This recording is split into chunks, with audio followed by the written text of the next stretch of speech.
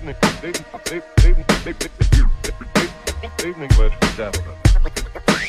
guys, so ngayon dito tayo sa Ayala Malls, Manila Bay. If nakasubaybay kayo, alam ko dun sa Facebook page ko, merong isang video na pumutok. And ito yun, yung nasa likod natin, yung Fortuner na to na mababa. Sobrang daming views nun. And may mga hate comments din. Pero andito yung may-ari, si Sir Luke Valero, Silang Cavite. Yan, si Sir Luke. So, eto na, papakita ko sa inyo yung full walk around ng Toyota Fortuner na lowered na nasa likod natin. And pag di pa pala kayo nagsusubscribe, mag-subscribe na rin kayo. Parang 80% sa inyo hindi pa subscribe, mag-subscribe na kayo. Well, without further ado, let's start the walkthrough of this Toyota Fortuner. Let's go! Okay, Sir Luke, take it away. So, syempre, unang-una yung nakita kong nasa labas is the livery of this Fortuner. Anong inspiration mo with the livery of this Fortuner? Okay, so actually, nag-start talaga siya as a drag D na concept. So, syempre lowered pagka-drag D, di ba? Lowered and everything. So, actually, parang nag-evolve lang yung taste ko. Kasi hilig ko talaga yung classic na rally. Parang as a kid, nanonood ako ng mga rally stages, ganyan. So, talaga na-inspire ako sa rally. So, for this concept, so since Toyota, ayan. So, we have here po yung classic na retro TRD livery, which is yung red, orange, and yellow. Yeah, kung mapapansin nyo sa mga rally stages nung 90s, ito talaga yung colorway ng Toyota TRD from 86, sa mga 86, sa mga Corollas. Yung mga Celica, yan. So, talagang yan yung colorway. But I keep it as simple lang na ganito lang, na para at least, syempre, gusto ko pa rin yung clean na issue niya. Not so much na yung sobrang daming livery kasi white yung kotse, so gusto ko dun sa may ilalim yan. So pinakostom ko po yung livery yan, online lang. And then yung Toms na sticker yan, so matching siya sa may mags natin na Rota D154, 18s yan. Pero hindi talaga siya to, parang lang. Yes, concept siya. Inspired. Yes. Concept, yeah. Toms, actually yung Toms na racing na sticker, it was inspired by the Toms Vesta na wheel. Yes. Toms Vesta siya na wheel. Kasi parang same siya na parang plato. So yan, so parang sabi ko, white naman yung Toms Vesta, tapos parang ito naman yung concept rally, classic na rally. Pinagawa ko to kay OSMR, shoutout kay OSMR, sobrang solid. So sticker siya, Toms Vesta inspired yan. Tapos of course, rain pad flaps, Absolute Auto Works. Yeah, kaya Survey, shoutout din, Survey. Dun pala sa pumutok natin YouTube video, guys, hindi to victory liner, okay? Meron talagang reference to. Tama di ba? TRD. Yes, TRD to guys. Hindi to victory liner. Pakiusap na. Mag-research din kayo. Tignan nyo na yung hate comments kasi meron din talagang reference to. Meron na rin mga nagsasabi, bakit lowered pero rally concept? Okay. So yung bakit lowered tapos rally concept, kasi merong part sa rally na parang tarmac stage siya, so puro mga asfalto ganyan, walang mga gravel or parang off-road. So normally yung mga naka-setup na rally cars pag tarmac stage, mas mababa compared sa mga yung rally talaga yung mga pantalon-talon. So kaya siya naka-lowered. So actually, gusto ko din talaga yung living na parang sa community na stand sa Pilipinas ever since. Fitment, tsaka lower talaga yung parang kilalakayan ko. So parang I just want to parang incorporate din yung, of course, best of both worlds. Yes. Ng rally and of course yung Stance Pilipinas na team natin. Okay naman, actually okay naman. Maganda naman yung nakalabasan niya. Fitbit lang naman talaga yung baon natin. Fitbit lang. Tsaka for me naman, it's good kasi you're thinking outside of the box, di ba? Yes. You want to be different kasi ang dami ng Yes, like the cookie cutter build, alam mo na yun. Yes. So you have to be unique to stand out, di ba? And I like this. I don't see the hate, pero if di nyo lang gets, it's on you. Pero meron kasing basis din siya. Like meron ding inspiration, di ba? May concept in mind. And then pinag-mash up niya, and then ito na yung naging result. And I like it. Thank you. Okay, punta tayo sa harap. Okay bro, so anong Fortuner pala to? We didn't get to introduce the Fortuner. This is a 2010 Toyota Fortuner, diesel siya. 4x2. 4x2, yan. Kaya pansin wala siyang hood scoop. Last generation ng Fortuner na walang hood scoop. Yan. Gen ano to? Parang Gen 1.2 siya eh. Gen 1. Oo, parang gano'n. So with the front, so start tayo sa front. Ano yung mga nabago mo na dito sa harap? Pinaka-obvious PIAA Yeah. na LPX 570. Yeah. Yellow lens. Care of Absolute Autoworks din. So yung fabrication ng brackets and mismong lights kaila Absolute Autoworks. So shout out Sir Wei. Thank you, sobrang ganda nung ano. So pare flush fitment yung ano, yung naging team niya. Wala yung parang bar Yeah. na nakapatong siya. So nasa loob siya nung ano, nung grill, may lang abang siya na bracket siya kaya. Yellow fog light, yellow lens siya, binili ko na siya. Shopee lang yan. Shopee. Shopee pair siya kaya. Shout out Shopee. Shout out Shopee yan. Maraming good buys yan. Oh yes, muna is the plate bolts, yes. And then naka Hong Kong plates ako underneath. Itong gray, ano yan? Pinaba mo ba yan? Yes. So, nung pinawash over tong kotse, itong Fortuner last, I think 2020 or 2021, mga ganyan. So, naisip ko parang itong part na to, kasi white to originally. So, parang May naisip, contrast na. yes, contrast. So, parang gunmetal naisip ko, kasi meron din sa likod yan. Gunmetal na finish, kasi parang yung design, yung parang korte niya, parang medyo may accent siya ng ano, na siguro parang sporty na look yung baba niya. Pati yung grill, same color. Yung grill niya is stock color pa rin yan. Stock color yan. So yun lang yung inaba ko sa paint, yung gunmetal ko yung ano. Then yung original color niya ever since is white na talaga. Yes, white na talaga siya. Yeah. Anong klaseng white to? Freedom white? Yes, Freedom White. Yung stock color niya, yeah. Freedom White. Alright, so let's go on to the back part of the Fortuner. Let's go. Okay guys, so we go on here to the back part of the Toyota Fortuner. Okay, Sir Luke, ano mga nabago mo dito sa likod? To match our front, so we have din yung Mooneyes na plate bolts, yan. And then also Hong Kong plate underneath yan. And then ito yung sinasabi ko kanina, yung sa may baba na lower part ito, yan. Yeah, yes. Gunmetal din yan. So originally white yan. So just to match lang din yung ano, yung contrast sa harap. Yan. Then yung badge, ano yun? Oh, yung badge, ano siya, Toyota Sport siya na badge. So parang just to match lang na din yung team ng Toyota ganyan. So parang nahanap ko lang tong badge to na Toyota Sport just to match yung parang pagka-sportiness ng build. Muffler natin. So actually ito made by JD Mufflers. So Shout out, JD Mufflers. shout out kay Sir Joseph, JD Mufflers. Yeah, support local tayo palagi, support Yes, local. yes. Yeah, so from downpipe, mid-pipe, and then hanggang dito sa full exhaust basically. So yan, kay JD Mufflers yan, sa kanya siya nag-fabricate siya, nag-weld. So sobrang happy ako. Happy ako sa gawa talaga ni Sir Joseph. Yes, sulit talaga. And price, actually sa price, okay yung price niya. Recommended talaga, JD Mufflers. What's ProTune? Oh yes, of course. Then also, ang nag-tune ng ano natin, ng kotse natin is si Sir Ryan of ProTunes. Shout out Sir Ryan. Then of course, and of course sa Hardcore Manila, shout out. And Aesthetics Toyota, yeah, sa mga grupo ko po, yan. So, sila rin po yung nag-guide towards sa build, yes. And of course, sa mga kung paano i-execute yung build, yeah. So, Hardcore Manila, Aesthetics Toyota. So, thank you. May nakita kong focal sticker. Naka-sounds din ba to? Yes, actually, yes, focal. Naka-full focal sound system. Actually, front stage. So, bale, harap, and then yung likod, medyo patay siya. So, parang ang idea is sound quality, SQ yung para tinatawag nila. So, front stage siya, then we have a focal sound woofer sa likod. Focal harap, Flax Evo, I think yun, sa harap. Then sa likod, focal 12-inch sub. Okay, makikita natin yun mamaya pagpasok natin. Okay, so check out na natin yung engine bay. Let's go! Okay guys, so tapos na tayo sa harap, tapos na tayo sa likod.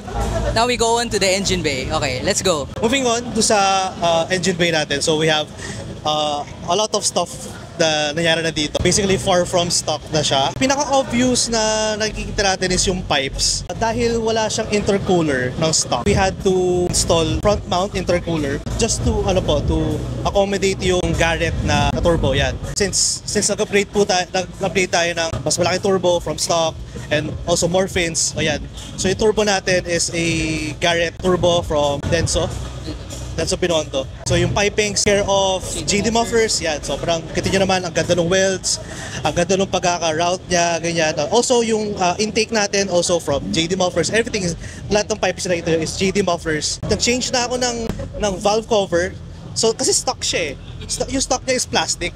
So parang yung sakit ng mga 2KD, nagka-crack yung plastic ng valve cover niya. Sa init, gano'n. Sa init, yes. And also do sa high pressure na rin kinakabit natin. So nag-crack siya. Ito is upgraded na to to a aluminum valve cover, HPD siya. Underneath, diba ko lang dyan is upgraded nozzles. Denso na high flow injector nozzles. Meron din ako transmission cooler. Underneath here yung parang tumutunog na pa may fan na wine. So yun naman to accommodate transmission natin just to keep it cool under high PSI. Nakapagpa-dyno ka na ba? Alam mo na ba kung ilan inabot? Mabot kami ng around 200 wheel horsepower. Asa 490 torque. 490 to 500 torque. Yun, so yun torque niya. So happy naman ako doon sa naging outcome. Sobrang accommodating din ni Sir Ryan of ProTune on kung ano yung mga need na gawin bago magpa-tono, magpa-dyno, ganyan. Well-guided naman din ako. So sa mga tao na gusto build or parang mag-shoot yan. So very helpful talaga yung mga tuners natin locally kasi sila yung talagang mag-guide sa'yo kung ano yung mga just to be safe. Safe na parang syempre maging alaga pati yung engine natin na at least safe siya, drivable, dailyable, as they say. Yes, daily mo to? Yes, daily ko yan. Daily mo. Pampasok from bahay to work yan. Everything ko dala yan. Okay guys, so we go on to the tires. Anong specs ng tires mo? Anong mags mo? And anong springs mo? Brakes din also. For the tires and wheel setup, so yan, marami din nagtatanong kung anong ginawa ko dito. So yung specs ko sa tires and sa rim. So for our tires, Bridgestone Dueler HT siya na 26560 R18. Common siya, stock siya for mga Fortuner. So talagang nag-match lang din talaga sa body kapag nung dinrap ko siya. So parang naisip ko, okay na pala yung thickness. Kumbaga parang gusto ko rin parang chunky build eh. So nag-fit naman doon sa gusto ko. Then for our rim setup, Rota D154 na 18 by 8.5 plus 10 offset siya. Tapos may spacer ako na nilagay na 10mm para mag-zero siya. Okay. So Mr. Offset para lumapit siya sa fender, pantay fender yan. Then lastly dun sa brakes natin, so nag-upgrade na tayo ng brakes into a 6-spot max speed, 380mm na rotor siya. So silver lang din yung color na napili natin para lang just to keep it clean. Ganyan, para lang matchy-matchy. Although nakatago dahil plato nga, pero actually hindi ko napansin nung sinabi mo lang. So yun, nakatago siya, parang just to keep it discreet, ganyan, low-key. Sa totoo lang, kailangan na siya talaga. Kasi mabilis na siya. Mabilis, tsaka parang siguro sakit nung mga ganito Fortuner talaga yung brakes. Yes. Kumbaga kulang kasi mabigat yung kaha niya, just to match our performance. For our safety, so yun. More stopping power. Just to add, yung likod, naka BBK din? Yung likod na, drum brake eh. Stock lang siya. And guys, Toms inspired. Walang lumabas na Toms na ganito. Yes. Ang lumabas lang is yung 15s, maliliit lang. Walang ganito kalaki. Walang 6 hole. Lumabas lang yung Toms Vesta ng 4 holes, tapos rare yung 5 holes. Then for 6 holes wala. Kasi SUV. So inspired lang siya. Inspired. It's good. Okay guys, so tapos na tayo sa harap, sa likod, sa loob ng engine bay. Now we go inside the Toyota Fortuner. Okay bro, so ang ganda ng infotainment, laki. Okay, so buksan natin yung ilaw saglit. Yung. Okay, feeling ko hindi na to stock. Ito stock yan. Pinaka-obvious no, so itong Android head unit. This one is a Growl head unit made for Toyota Fortuner talaga. So as you can see, even yung sa may aircon niya, so part siya talaga. Panels. Yes, so replace na talaga to. Parang it come as one. Android unit from Growl, ganyan. Basically parang siyang phone. Yeah. Parang siyang phone. So you have here Spotify. Pwede Netflix. Pwede Netflix. YouTube. Yes, YouTube. So yan, so syempre malaki, parang Tesla style siya. So very helpful talaga. Lalo na kapag drive or kapag Traffic, yeah. Google Maps ka, so maraming so yan, of course, pwede mo siya i-split into half, yeah, if you want Google Maps. Okay. And then sa taas yung Google Maps, and then gusto mo Spotify sa baba. Ayan, so pwede siyang ganyan. So very helpful siya. Then also move na rin yung AC controls natin here. So analog siya eh. Walang knob. Yes. Oh, temp and everything fan, ganyan. So, dati analog kasi to analog. So, pinalitan ko siya kasi yung head unit ito. So, hindi na siya working. Tsaka plus, syempre, very dated na siya. CD pa siya CD, yung para interchangeable CD sa 6 CDs. Walang Bluetooth. Aux lang yung baon. Tapos hindi pa siya gumagana dati kasi syempre nagamit na. May sweet spot pa yung May sweet spot ganyan. So, may grounded pa siya, ganyan. So, the best yan. So, ito, yan. for- So far, okay naman. Para mga 3 years na sa akin to. Wala pa naging problema. So, okay pa siya. Re-up lang. Re-up. Ito, re-up lang siya. Actually, yung... And gauges. Yeah, so gauges. So, we have here to match our Garrett Turbo. So, we have here yung Garrett. Then, gauge. Garrett. Garrett din siya na gauge. So, normally, pag drag D kasi, yung gauge na ginagamit nila is yung PSI. Yung 15, 20, 25, 30, ganyan. So, ganun yung ano niya. This one is a bar. Bar siya. US ba pag bar? Hindi naman. Ang parang nakasanayan is pag diesel, PSI. Pag gas, bar. Okay. So, ang difference lang naman nila is actually conversion lang naman. I-convert mo lang siya. So, ito kasi parang nagustuhan ko lang yung form factor niya which is maliit lang. And So, matching. And matching of course. So, yung lights. Garrett. Garrett. So, yan. So, up to 2.0 PSI. So, pero yung turbo natin, naka-tune lang siya up to 26 PSI. So, mga around nasa 1.7 bar. And, of course, ito, Luffy na OBD reader. Yan. So, this is just to monitor lang natin yung mga temps natin and yung volts and also, yan. So, syempre, may load na yung engine natin. So, just to be safe and also aware, monitor lang natin yan. Sa seats, bro, may mga binagawa. Stock seats ba to o re-up na? Re-up na rin. Actually, itong seats natin sa harap, ano na siya, re-up na siya. Kasi, of course, parang Luma na. 2010 to so mga around 15 years na pala. 15 years na siya. 15 years. So, pina-re-up natin itong harap. So, same color as the original kila seatmate, ganyan, as well as this one. Ito din, ano din siya, re-up din siya. So, by the way, mileage natin is 200k na. Wow. This year, so very, Daily talaga. daily, 200k na yung mileage niya. So, basically, yun lang naman. And of course, focal yung yan, naka-cover lang. Hindi lang siya sticker. May nakakabit talaga. So, focal siya na, ang gumawa nung, tweeters and baba, front stage, focal Flux Evo 165. Yun yung speaker sa harap. Care of Araneta Sounds, Jeff Tan. Yun. Siya yung nagkabit. SQ talaga. Kamusta yung yung ride? Since 'di ba Fortuner usually mataas yan. So, kamusta naman yung ride pag medyo mababa? Mababa. Yung ride niya from stock. So, yung stock is medyo matagtag siya. Pero nung binababa ko siya, for some reason, medyo gumanda siya. Gumanda yung ride niya. So, yung setup ko sa suspension naman is lang naman lowering spring tapos stock shock. Naisip ko before na parang I would like to go sa coilovers path. Pero Meron ba? meron Pero marami nagsasabi na matagtag talaga coils in general. So syempre gusto ko pa rin i-keep yung daily ko siya. So as yun nga, daily driver ko siya. Hinanap ko pa rin yung comfort ng ride. Kahit naka-lowered Fortuner, okay pa rin yung ride niya. Hindi siya matagtag. Tsaka makapal naman yung goma Yes. Hindi naman siya low profile din, di ba? Ayun. So I think that also compensates with the... Since the ride. naka 18s tayo, so makapal 60 series. Ko-compensate niya na may lowered, tapos naka-chunky tires naman, so yeah. So this has been our full walk around tour of the Toyota Fortuner of Sir Luke here. Okay, Sir Luke, any final words? Okay, question pala. Okay. Since naka-Toyota Fortuner ka, any advice sa mga gusto mag-build like a Toyota Fortuner like this? Like, ano ba yung mga advice mo sa kanila? As I always say sa mga friends ko and sa mga nakausap ko dito, kumbaga, ano yung nafe-feel mo na maganda for your car and you feel na parang it will represent you as who you are, yung personality mo sa kotse, labas mo siya. Kung meron kang inspo outside ng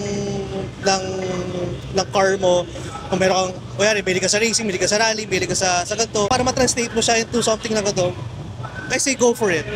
Go for it. Kasi, in the end, it's your car. I mean, in the end, Your car, your rules. yes, of course, yun. Your car, money, ikaw naman. your money. So, syempre, at the end of the day, yun siya, sa mga mentors ko from Aesthetics and sa Hardcore Manila, It doesn't matter if you run on copy wheels or rig wheels. At the end of the day, it's how you execute, and of course, it's your own hard-earned money. Na-translate ko lang din yung personality ko sa car ko. Yun, sa mga iba na gusto din mag-build. So, if you want to be unique, huwag kayo matakot. Go for it. Yan, actually, ikaw din, yung kotse mo, inspired by LMGT something. Leman, di ba? Leman.